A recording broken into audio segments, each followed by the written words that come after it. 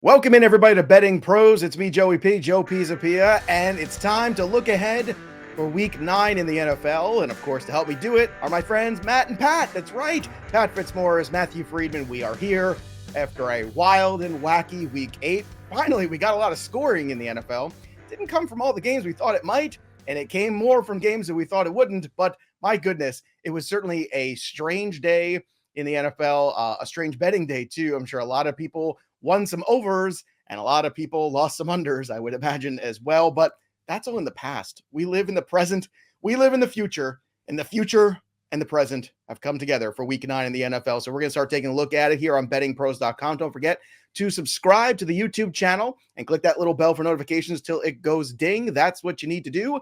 And of course, too, we're brought to you by the Sleeper app, so make sure you go ahead and check out that over-under game we got going. And BetMGM, the king of sportsbooks, always the sponsor of the show. Download the BetMGM app right now. And gentlemen, before we dive into our weekly picks and look ahead for Week 9, it's time to announce the recipient of our October podcast giveaway and the winner of the autographed T. Higgins Cincinnati Bengals helmet, courtesy of our good friends at pristineauction.com, is Jay. That's right, the user who just goes by Jay. Please get in touch with us at customer support over at info@bettingpros.com. That's info@bettingpros.com.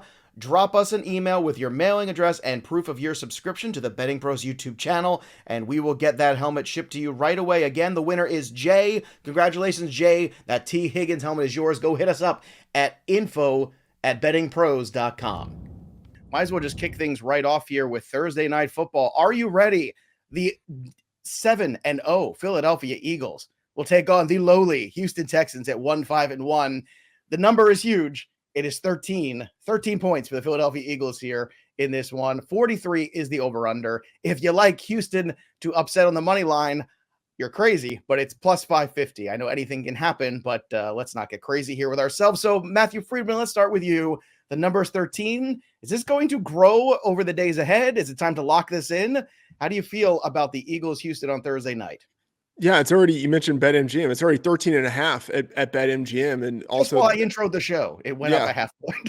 Yeah. Also that number at DraftKings. I mean, if this gets to 14, I might consider Houston, but even then I don't want to do it. The thing is, like, I feel I've been stretching the power ratings to try to get this number closer to the spread, and I still can't do it. So I'm theoretically showing some value on Houston, but there's no way that I'm absolutely valuing them as a team that can compete and really cover the spread.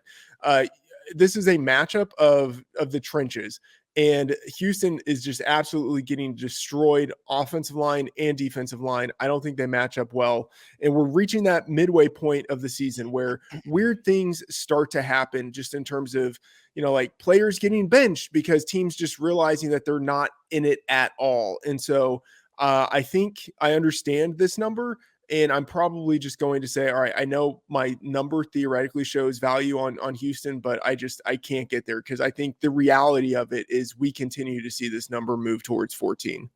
I would agree with you. I think it's going to grow, especially after watching Houston refuse to tackle anybody in that game. I don't care if it was Derrick Henry or Hilliard on Sunday. They didn't want any piece of anyone, and it wasn't like they didn't know where the ball was going, for goodness sakes. And they still just had zero interest in stopping or trying to contain. And now you're going to get the Eagles, which have a whole lot more weapons than the Texans, a whole lot more capable quarterback. Fitz, I know it's a short week. Thursday night gets weird, especially when you have to travel, but this one seems like it has blowout all over it. It does, Joe. But can I point out that of the 13 games this week, we have 8 road favorites. 8 of the 13 games. And it has been a tough year for favorites to begin with. And, these road favorites, like home underdogs, are always such a good value traditionally. But rather than pick and choose, I think I'm just going to make like a 1-unit bet on every a home underdog rather than try to, because like, look at this game. You mentioned, is there any look ahead value? There absolutely isn't, even though I've got this at 12. So technically there is a little bit of value, as with Freedman. Like I am going to come out on the Houston side projecting this. We're not factoring in the trade deadline. Like, what could happen? The Texans could easily move Brandon Cooks on Tuesday. They could move other pieces. They're clearly in a rebuild. I think they're, settled on the idea that Davis Mills probably is not their quarterback of the future. No so, kidding. Yeah, they might move on here. And, even though this number looks like it's too big, it's probably not too big. And if I bet it, it's only going to be the blind faith in home underdogs.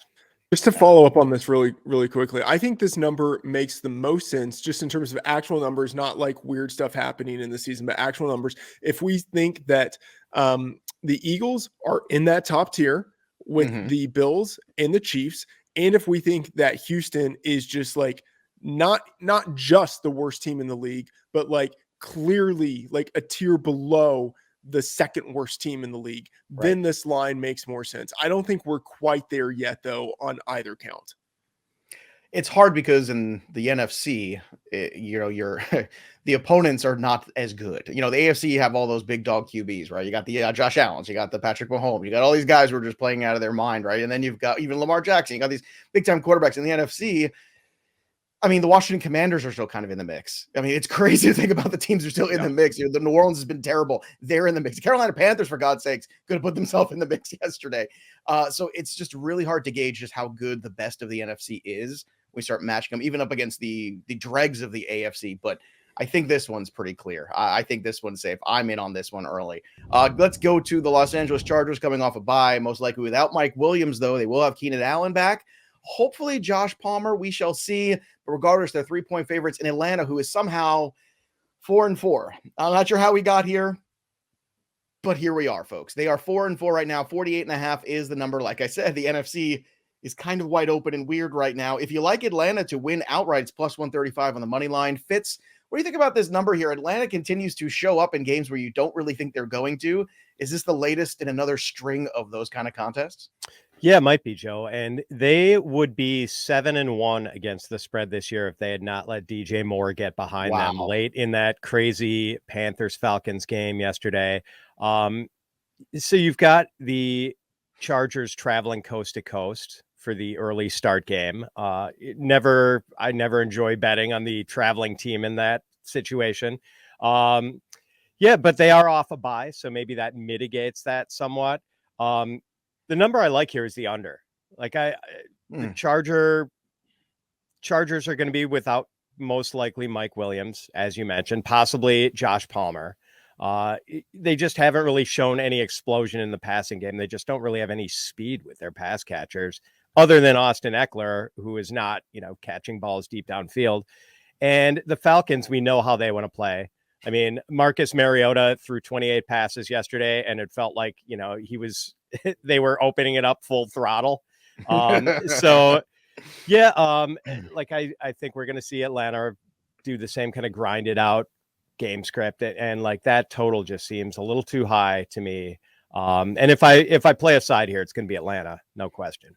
The Falcons are my kryptonite. I have zero finger on the pulse of the Falcons. Kyle Pitts had a touchdown. I was the one calling and saying that this is it for Marcus Mariota. Finally, we're going to get the game where he gets replaced. No.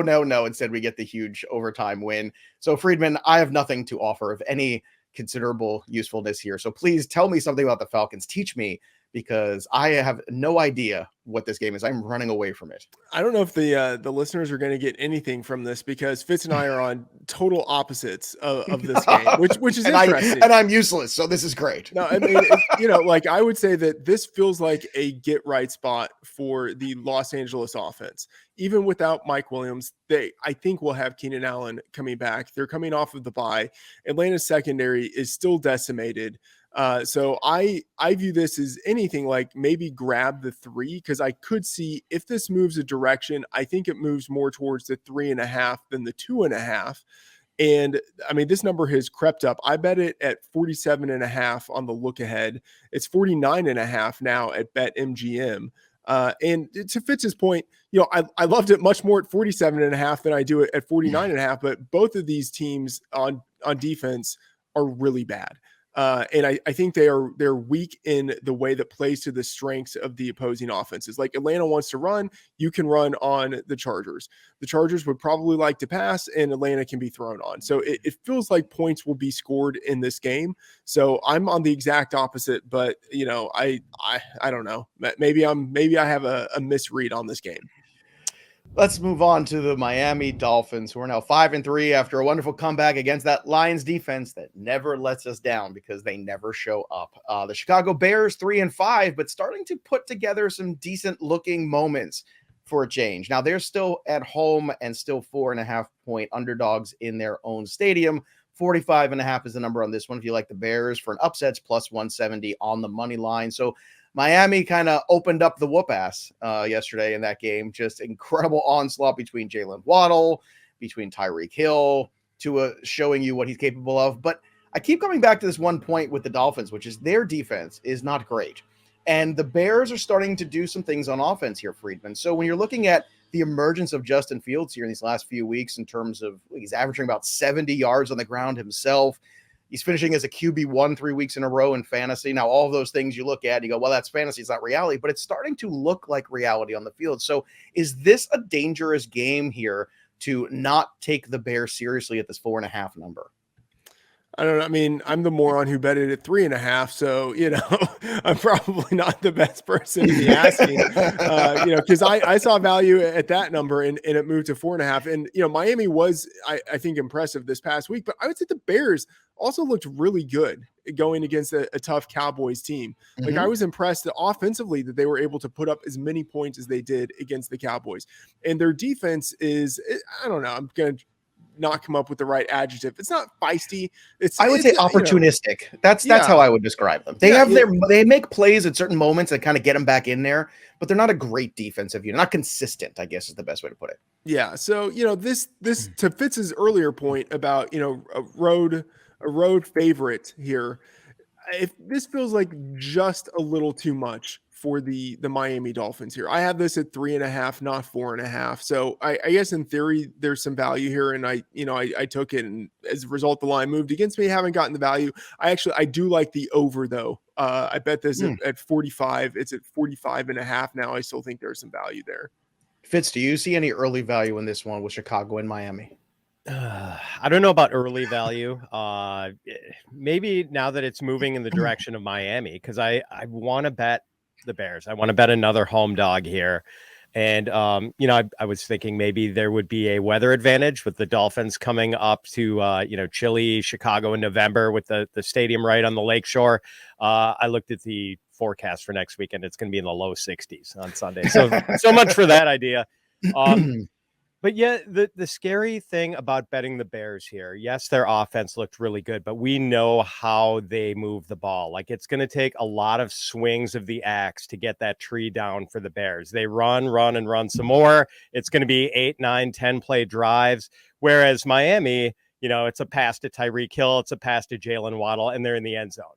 And like it's scary to bet against a team like that when you're only giving up a handful of points. And yes, the Bears, you mentioned it, the defense, like it's functional. Like they're 14th against the pass. They're 14th in pressure rate on the quarterback. They are 12th in DVOA against the pass, and they are 10th in PFF's coverage grade. So they're a competent pass defense. But man, like you have to be more than competent to stop the Miami passing game. Like like when they've got Tua at the controls, they are just like firing on all cylinders. And like, I don't know if the Bears have the cornerbacks to stop both Hill and Waddle. So it's a scary bet. I'm probably going to do that blind bet on the home dogs. But, as far as specifically picking out the Bears to bet on, I don't know if I'm there. And like Freedman, I lean over here. Okay, to Fitz's point about the Bears, whether they have the cornerbacks, they absolutely do not have the cornerbacks. Like that is the one thing that makes me a little hesitant. Right, they're second. They're here's not, a question. They don't have cornerback depth. So we all know the quick strike ability of the Miami Dolphins, but let's also talk about the Miami Dolphins defense for a second too. Do they have a linebacking core that we feel good can chase Justin Fields around and chase Khalil Herbert around? Because honestly, I don't. And I haven't for some time. And I think this number becomes fascinating in the late third, early fourth quarter, because does Miami kind of take their foot off the gas a little bit if they do have a lead and this is garbage time? Do they kind of catch up? Because you kind of saw the Bears yesterday still compete. When they were down, they were still competing and scratching and clawing a little bit, which I think is a good instinct for that team. It's something they haven't shown in a long time. This one, to me, I think this 4.5 is fascinating. I like the Bears on this. I think the blind instinctual betting might be the best thing we do on this one, Pat. Let's get to the next one here. The Cincinnati Bengals won't be with having any time Jamar Chase soon, but they are 8.5-point favorites still at home. They are 4-3. They play tonight on Monday Night Football. The Carolina Panthers are 2-6. So 44 is the number on this one. Carolina is plus 320 on the money line. This seems like a big number to me, Fitz. And it's not because I don't think Cincinnati's very good, because they are. I think they're a very good team that has figured things out after a rough start to the season. I'm fascinated to see how they come out of the gates without Jamar Chase tonight. But 8.5 still feels like a really big number here, because Carolina seems to be in the zone where they want to just run the football, drag it down. And dare I say, PJ Walker had the throw of the day on Sunday. I mean, PJ Walker's starting to look confident out there. Do you think 8.5 is something we should jump on right now, or do you want to wait and see if it gets a little bigger? I'm going to jump on it on the other side, Joe. I Okay. kind of like the Bengals here. And I think we've seen newfound respect for the Panthers with these lines. Didn't this open? Wasn't the early look ahead line at like 10 points, Friedman? It was 9.5. 9.5. Yeah. Okay. So it has moved down since the Panthers, gritty effort against the Falcons. But man, I just do not trust this Carolina offense. They managed to grind out 21 points against the Buccaneers, mostly on the ground with an unexpectedly good rushing performance against a pretty good Buccaneers run D. And then yesterday, they just took advantage of a decimated Falcons secondary. And I should go back and revise my comment that I like the under in that Falcons Chargers game. I kind of forgot about how destroyed the Falcons secondary is. So maybe I'm not going to bet. And honestly, even before that, they weren't playing up to their expectations. Right. So they had already going into the year. It was like, these are two really good corners. And you know what? Basically from week one, we've been looking at them going, nobody's really played well in that secondary. They'd allowed the most passing yards in the league before they lost AJ Terrell. So exactly. Right. But back to this Panthers game. Yeah, I just don't trust the Panthers to be able to move the ball on a pretty good Cincinnati defense. And even without Jamar Chase, the Bengals had the best wide receivers in the league. So they're still decent at wide receiver, even without Chase. And I think we've seen this offensive line start to come together a little bit in recent weeks. They haven't been a complete sieve. They're giving Burrow time to operate. The individual pieces in the Bengals offensive line were always good, but there were so many new ones, it was going to take some time to, coagulate, to come together. And I think that's starting to happen. Even off the Monday night game in the short week, I like the Bengals here just because I don't think the Panthers can keep up. All right, so the man in orange likes the Bengals. Matthew Friedman, your thoughts here on this one? I keep saying I feel like the Panthers can keep this one closer than 8.5, but are you where Fitz is, where you think this number is actually incorrect and you're on the Bengals side? Yeah, I'm with Fitz on this one. I have this at 10.25. So, above the key number of 10. I do like it here at 8.5. I liked it at 9.5 on the look ahead. So, my read on the market is not good, going from look ahead to where we are now. But I'm entirely with Fitz. There's a difference between Carolina playing tight in two divisional games and then going on the road in Cincinnati and keeping up with the juggernaut of an offense. And the Bengals, even without Jamar Chase, when they shifted to more of that shotgun approach on offense, it just rejuvenated what they were doing. And it really has helped out their offensive line. Yeah. So I don't think Carolina can keep up with Cincinnati. All right. Short week. No, can't sell you on this at all. No. Okay. All right. I'll just move on. No. All right. There's no quarter for me here. Let's go to Green Bay and Detroit. Going to give Fitz some time to think on this one.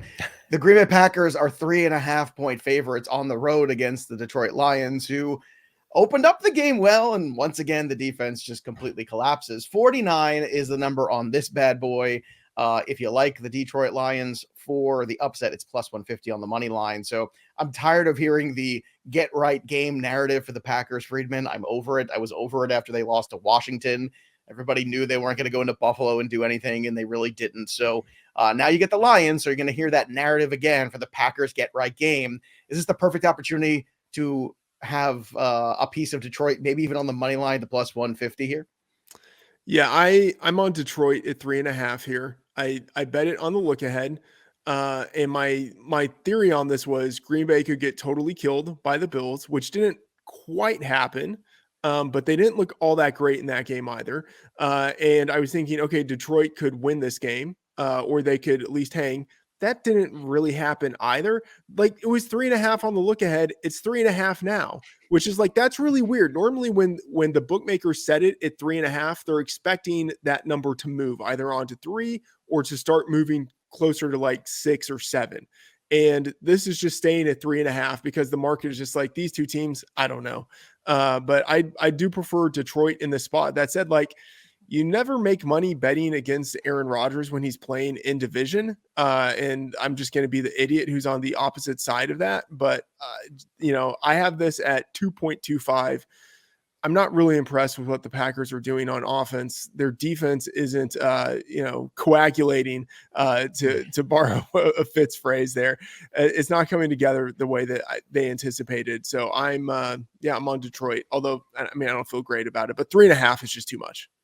Yeah, look, I feel like the Bills just took their foot off the gas in the second half. They're like, okay, look, this is over. You want to try to run the football? Go ahead, you do this. They were just like, all right, if you try anything, though, we're going to come back on the field and we're going to throw the ball 50 yards. So don't try anything. Just go let you learn the football for a couple quarters. That's fine. But Fitz, here we go. I mean, you also had some injuries in this game, too, for the Packers. You also didn't have Lazard this past week. I just don't know. I mean, the Lions defense is the gift that keeps on giving. But Aaron Rodgers and the Green Bay Packers just seem to be unable to take advantage of any opportunity they have to get right. So how do you figure this one out? Yeah, another case, sort of liking the home dog, and I think I would have anyway. I had this at 3, and so I see half a point of value. Rodgers is 18-6 against the Lions lifetime. I don't know if that really matters. This is just a different and less proficient Packers offense, but I'm not going to bet the under on this one. Like, that Detroit is just an accelerant in every game they're in. I mean, Detroit just cannot defend anyone. And, they have a pretty good offense. And you mentioned it, Joe, some injuries to the Packers defense. The big one, I think, in this one is Devondre Campbell trying to defend a team that has DeAndre Swift and Jamal Williams. Revenge game for Jamal Williams, by the way, who I remember in that guy's first year thinking that he was not long for the NFL. I was not very impressed. Man, was I wrong about that guy. I mean, what a player. He's become a nice piece for that Detroit offense. I probably, other than my blind bet on the home dogs, I'm going to walk away from everything else in this game. I think like the number seems about right. I just can't trust the Packers in this spot, but at the same time, like the Lions are having such a hard time sealing the deal on an actual win. So unless they're getting a big number, like, I don't feel great about betting them. It's so weird because the Lions also were a team that I think everybody collectively thought, maybe it's the Hard Knocks hangover, I don't know. But I think we all collectively thought, last year they were very competitive. They fought in all these games. Like, they could be better this year, and they're actually worse. It's the same thing, though. They're in every game, and they just cannot figure out a way to grab a win by the throat and, just bring it home. So. All right, let's see what the Las Vegas Raiders do after getting shut out. It's hard to get shut out in the NFL. Let me tell you, it is tough, but the Raiders found a way to do it. They are 1.5-point favorites regardless, though, against Jacksonville. So go figure. 46.5 is the number on this one. You got plus 105 on the money line for the Jags at home if you like them to win outright. So Fitz, this always feels like the Raiders will come out one of two ways. Either they come out gangbusters here and put a hurting on the Jaguars, or they're at 2-5 and they're folding up the tents and they're going to check out under their new head coach, Josh McDaniels. Which Raiders do you think we're going to see in week 9? Oh, man. I don't know how you can bet the Raiders coming off that game against the Saints where they looked so bad on offense after looking really good for most of the season. And I'm dying to know what they are doing as far as travel. Like, are they going back to the West Coast, or are they going to stay in the Southeast just for the week? I believe they are going to Florida. All right, then I'm maybe a little more inclined to actually consider playing them, but I'm probably just going to walk away from this game. Like Jacksonville coming off the London game, two teams in weird places right now, and I man, like this is just the hardest game I think of the week to read. All right, Freedman, what's your read on this one? Do you have one? I have it exactly at 1.5. So pretty much no opinion on this game, side or total. If I were to bet it, it would probably be on Vegas. You know, if you just sort of bet the spread on any team coming off of a loss, like a shutout loss, you'd probably be doing well. And that's the situation. And I can't fathom betting on Jacksonville in this spot, but I really don't want either of these teams. So it's just probably stay away for me. Let's get to the next one here. We've got Las Vegas. Oh, we already did Las Vegas. We've got the Indianapolis Colts and the New England Patriots. So the Patriots go to 4-4. They are 6-point home favorites here against the Colts. Wasn't a pretty game against the Jets, but it was a win regardless. 39.5 is the number. So Vegas is telling you this is not going to be an exciting offensive game. Plus 215 on the money line for the Colts, if you like that. Freedman, when you're looking here, this is another tricky one because this is a very low 39.5. But it's one thing we've seen some of these games that look like they're going to be the dregs in terms of over-unders. They start to perform better than we realize. Does this game have that potential in it? Or do you think this is even more miserable than the 39.5? I think it will be a low scoring game, and that actually puts me on the Colts in this spot. And this number is 6.5 at BetMGM. So I think that's the best value on the board that I'm seeing right now. That's what I would bet. I have this, let me see, projected at 5.25. So I've bet it at 6.5. By the way, you can find that in the Betting Pros app. Nice natural plug right there. Well done. I have this as a pretty good value for the Colts. I'm interested in your guys' opinion on this because I think that Ellinger actually played decently well in his first start. The Colts were in control of that game against the Commanders for, almost all of it until the very end.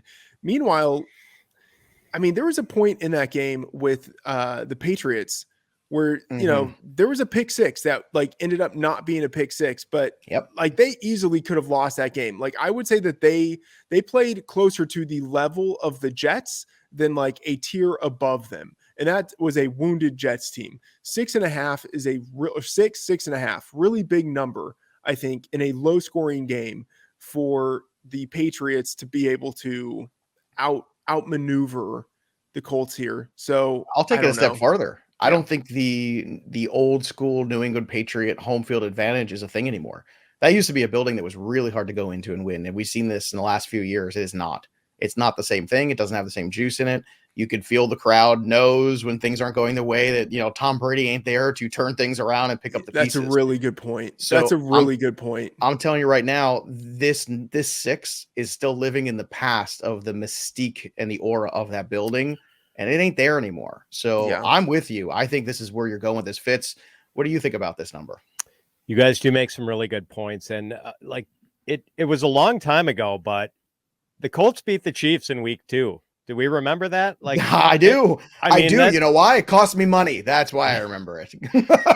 So this team is capable of doing good things. But then again, in their other 6 games, they are 2-3-1, and they have not played another good team besides the Chiefs.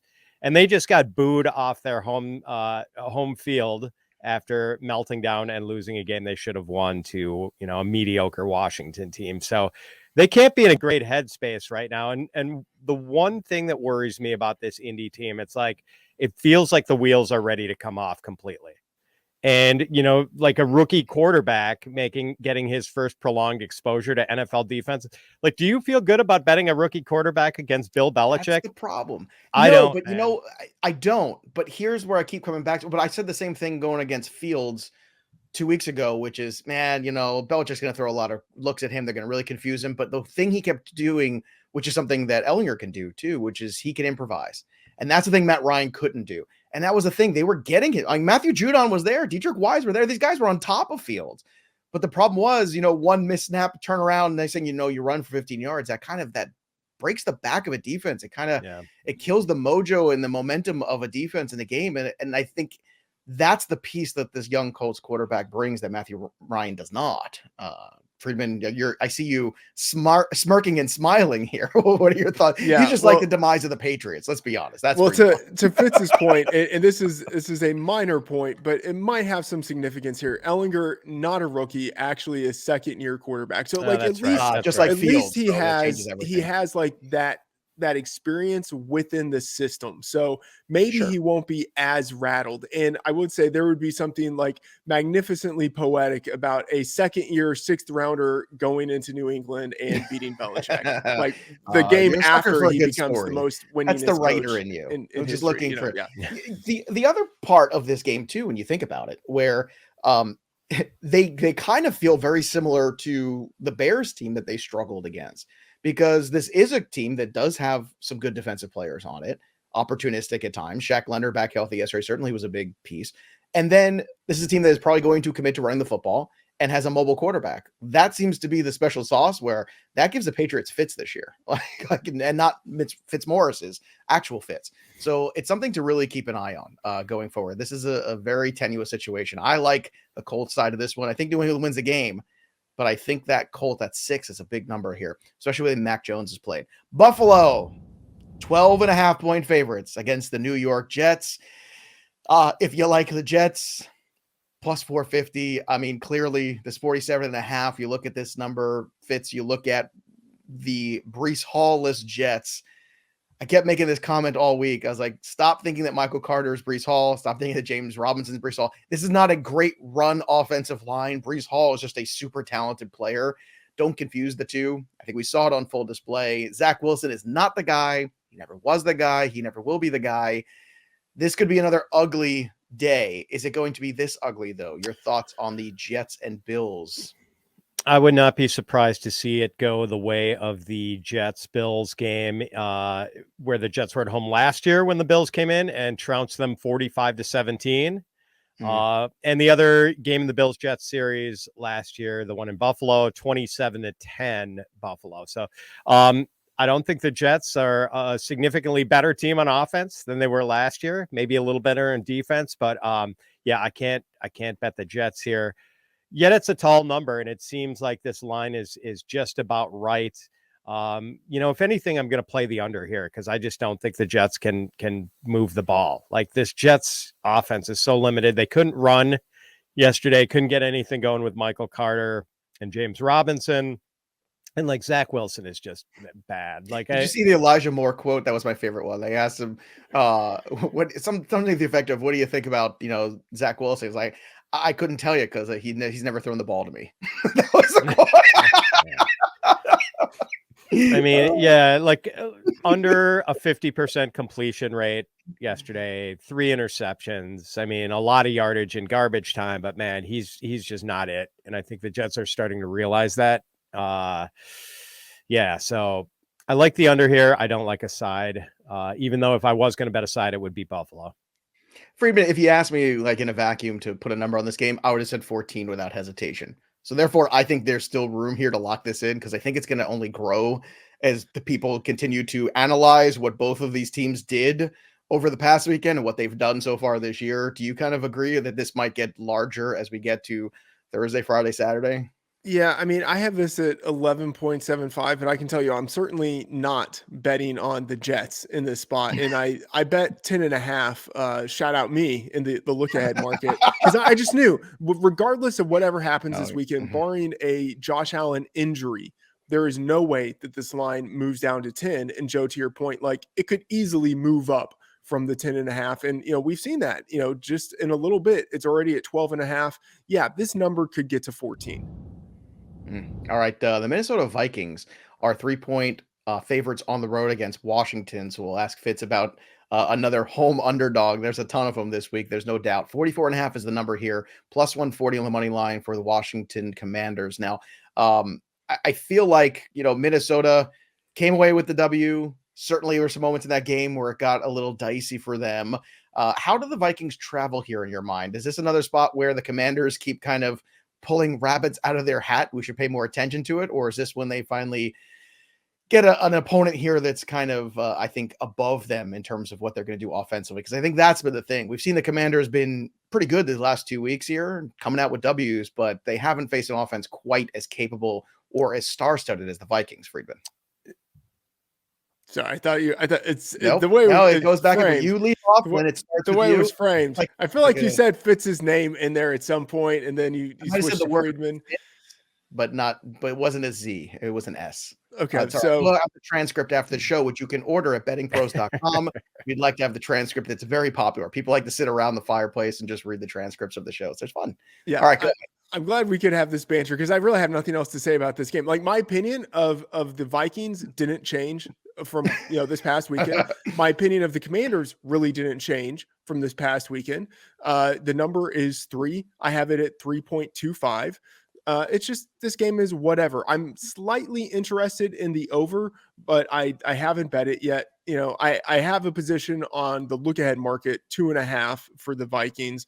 I'm happy with that, but that number's not coming back. So I think this number is basically where it should be at this point. I think the over is the one that I'm looking at, Fitz. Is that where you're looking to, or do you see something else that Freedman does not see? I've got about half a point of value towards the over, Joe.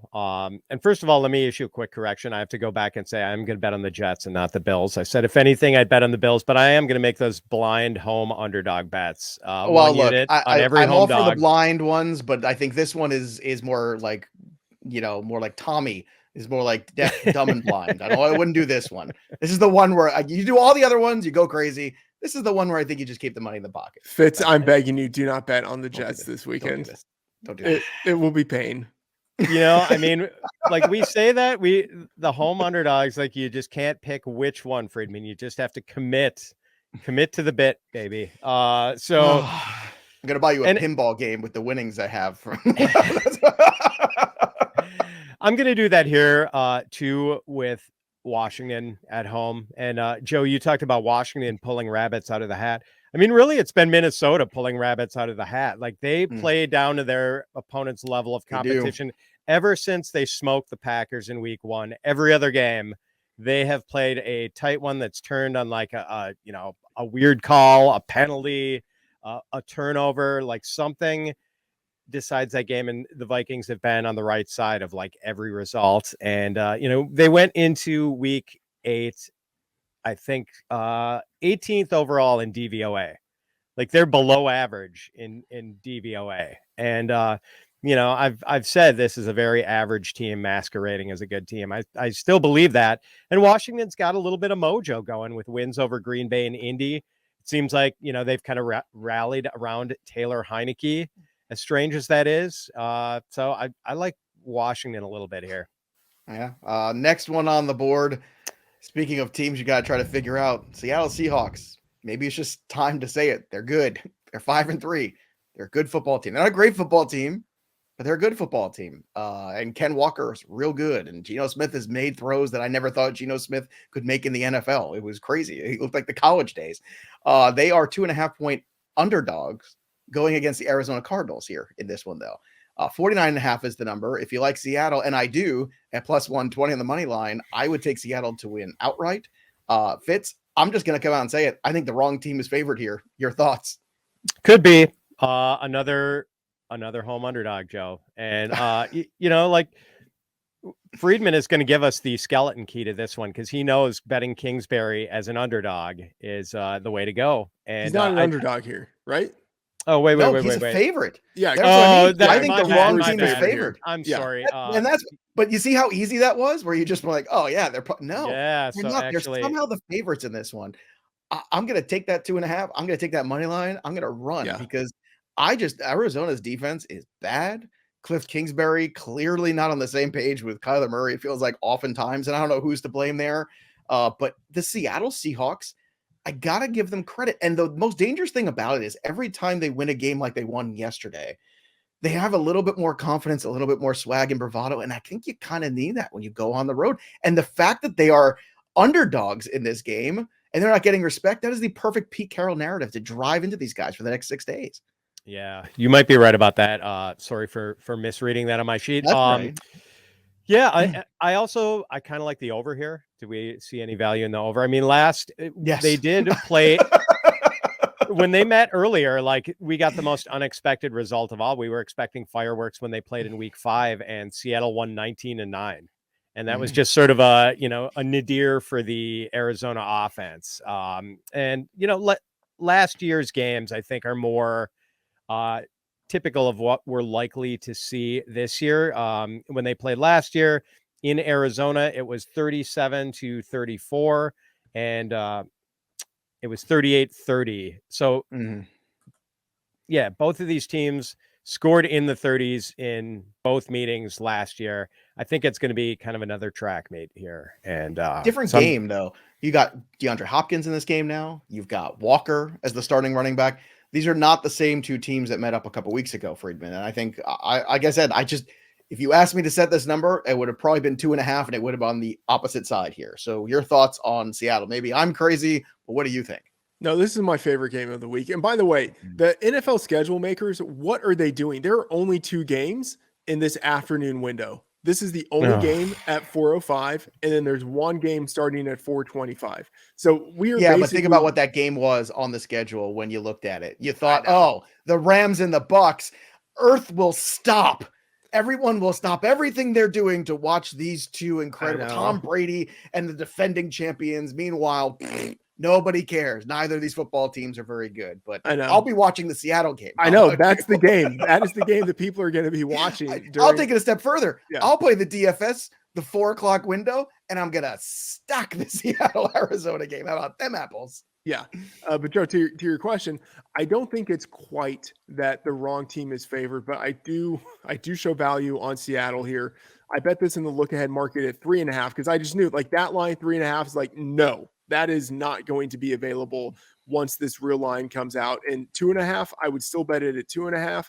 I have this at 1. So, still favored Arizona at 1, but I can easily see how this ends up flipping by the time kickoff comes, because Seattle, I don't want to say that Geno Smith is actually the better quarterback in this matchup, but he has played better this year, and he has had more support around him to this point in the season, both playmaking support and play calling support than we've seen it out of Kyler. So yeah, I am on Seattle in this spot. Again, this is one of the favorite bets that I have on the slate.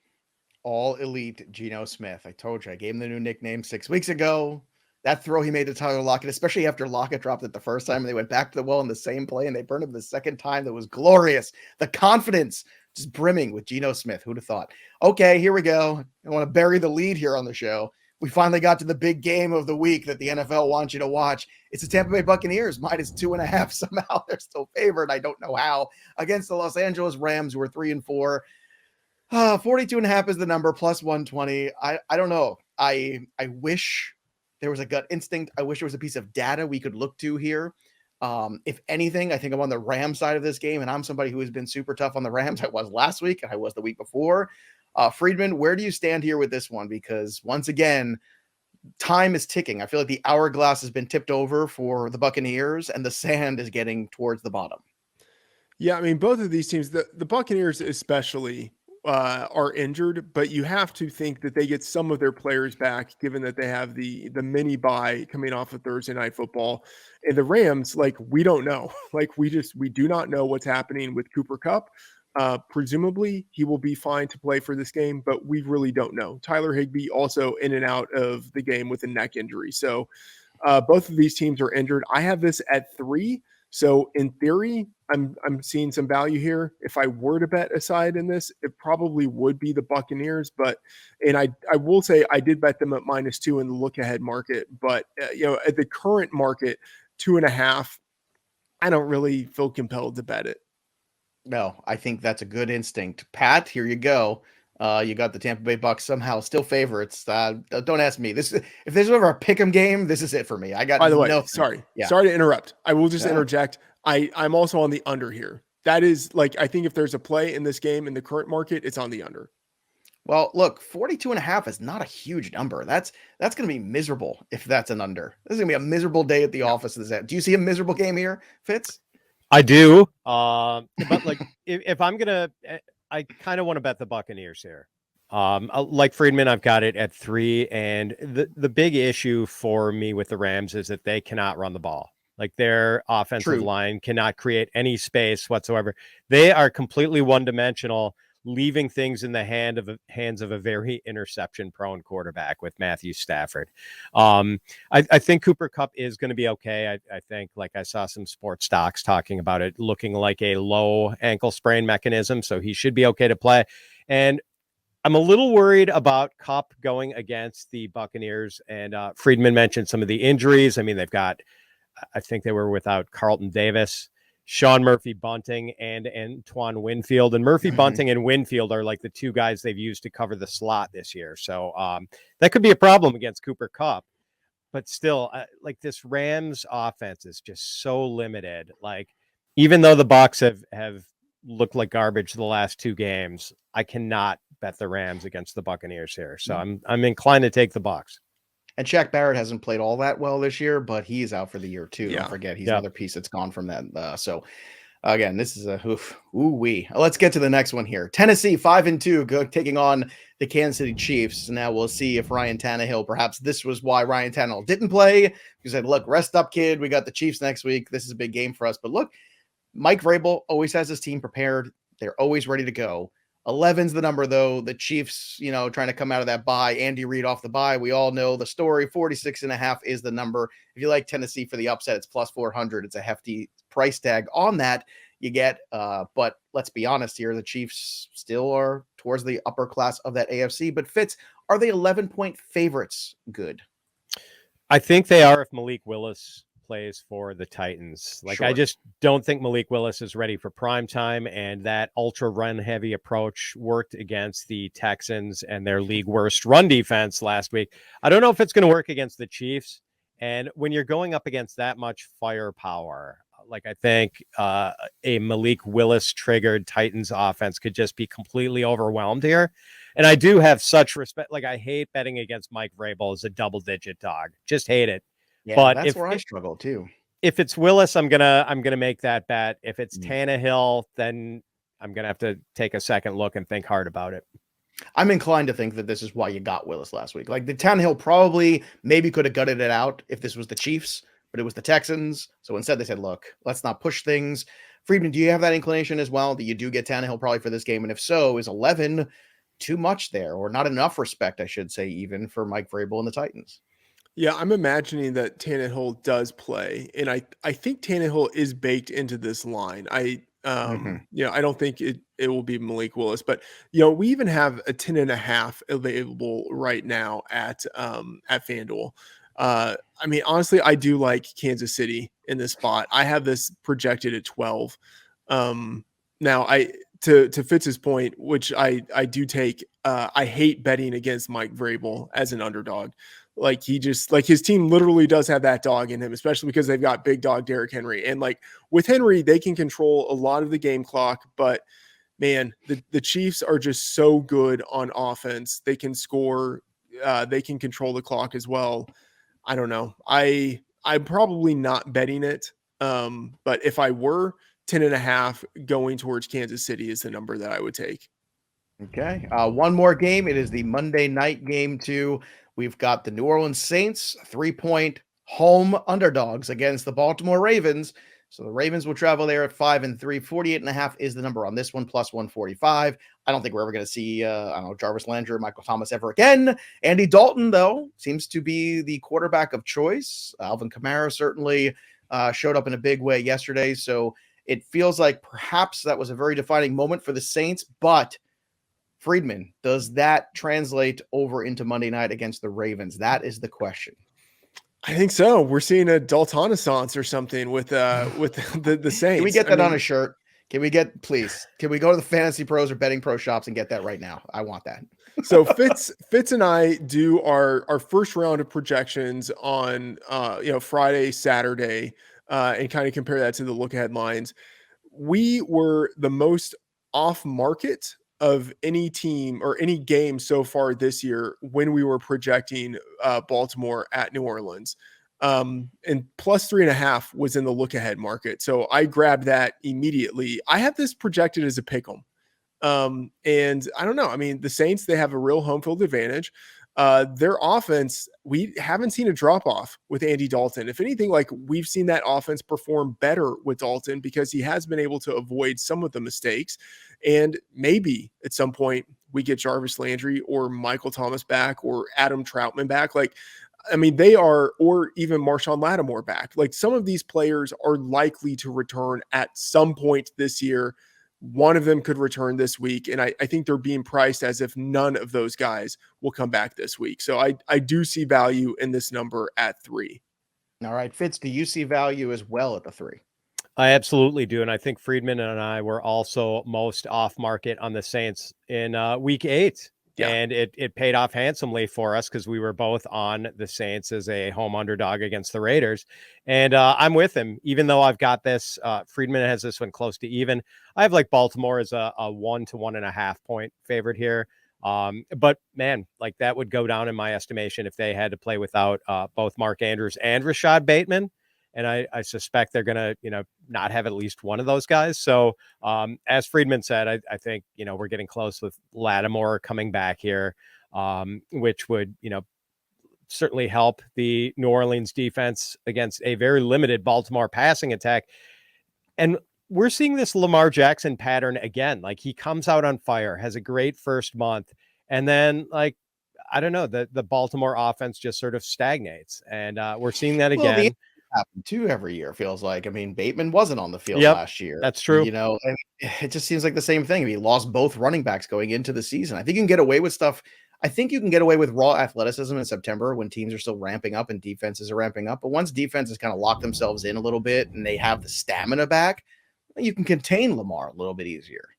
Yeah, I agree. And I like New Orleans a lot here. And I think this one's going to play under too. Like I think the total is just set a little high. Okay, let's get to our favorite look ahead moments. What we want to lock in right now. I'm telling you right now, for me, it's Seattle. I already did it while Freedman was talking, so I'm already ahead of the game there. Freedman, what are your favorite look ahead wagers to lock in early before things go awry? Yeah, New Orleans for all the reasons we just talked about.